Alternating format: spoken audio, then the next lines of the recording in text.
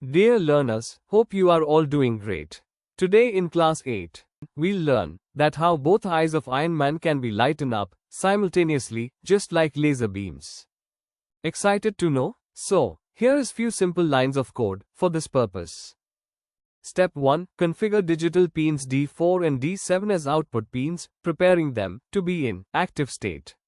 Pin mode 4, output, to activate Iron Man's laser light. Pin mode 7, output, to activate Iron Man's eyes when he is active. Step 2. Fire the beams. Here is the laser activation sequence. Digital write 4 high, that will turn on the laser. Digital write 7 high, that will turn on the eyes. Both will laser and eyes work simultaneously. Now blast will be hold for 0.5 seconds.